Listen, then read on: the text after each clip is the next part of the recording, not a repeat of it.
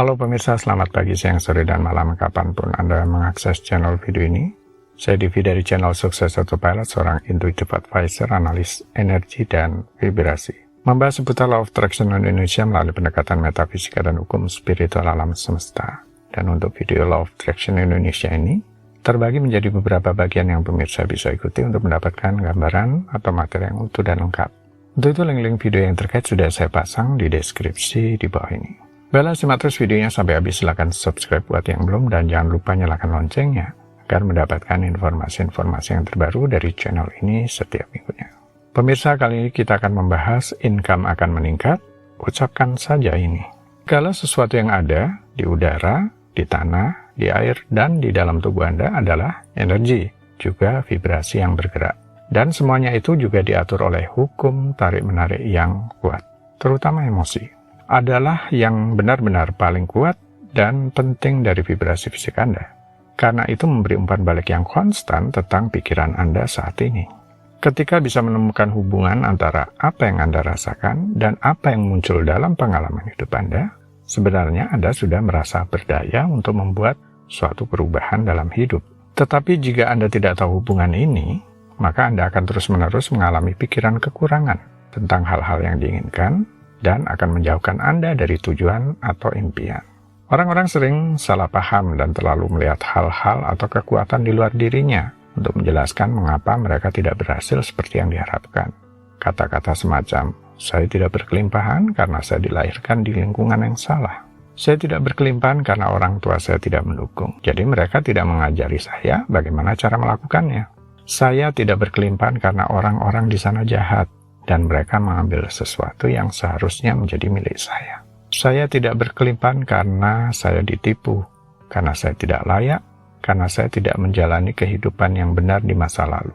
Karena pemerintah mengabaikan hak-hak saya, karena pasangan saya tidak melakukan bagiannya dan seterusnya.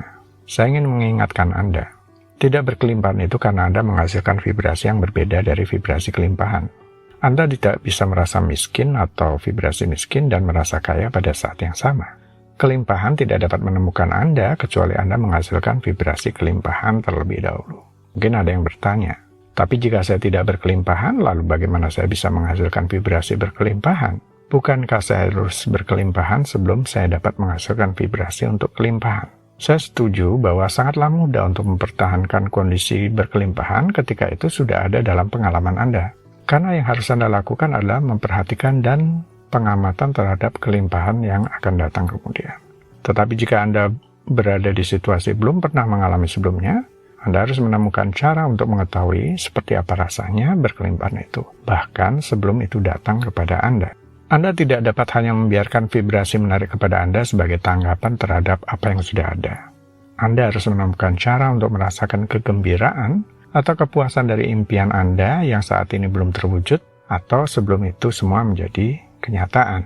Menemukan cara dengan sengaja, membayangkan skenario dari impian dengan maksud memancarkan vibrasi, agar hukum tarik-menarik kemudian akan mencocokkan vibrasi Anda dengan manifestasi kehidupan nyata.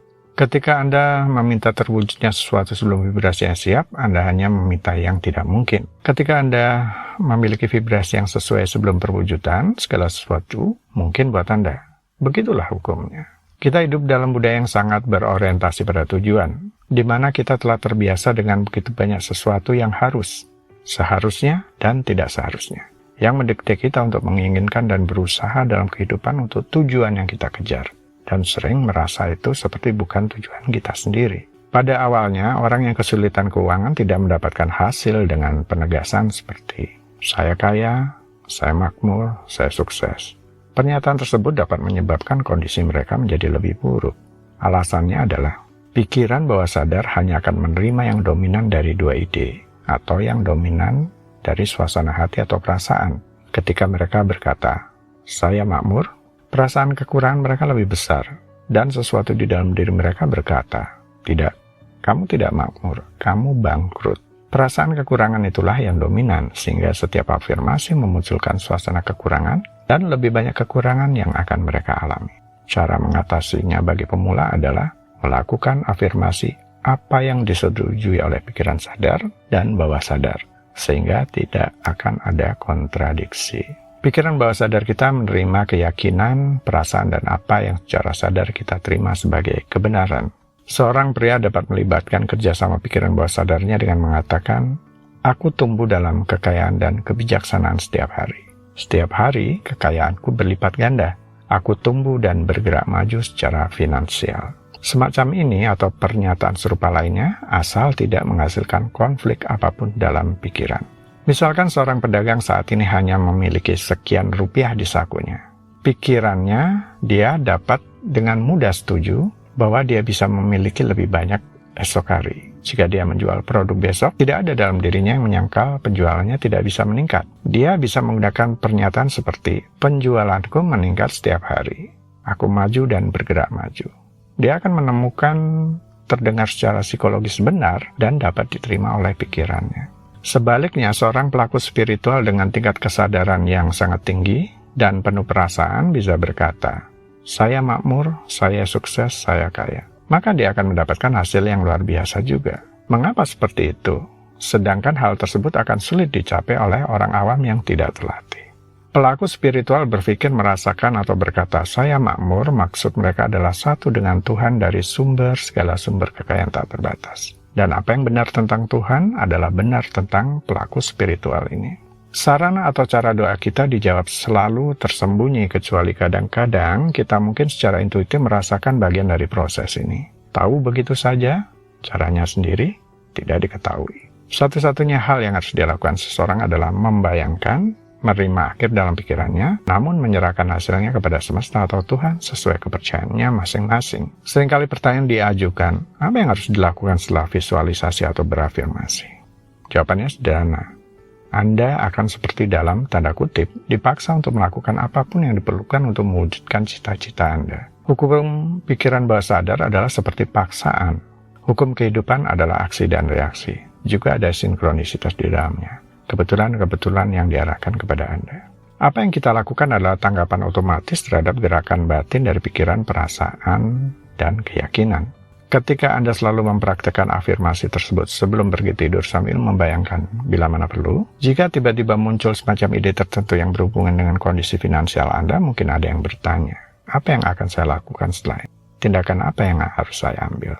Mungkin Anda mengatakan, aku tidak tahu, tapi Anda jauh di lubuk hati paling dalam hanya bisa merasakan semacam tuntunan atau panduan batin yang akan membawa Anda dengan caranya sendiri, yang merupakan cara lebih baik daripada metode apapun yang bisa dirancang secara sadar.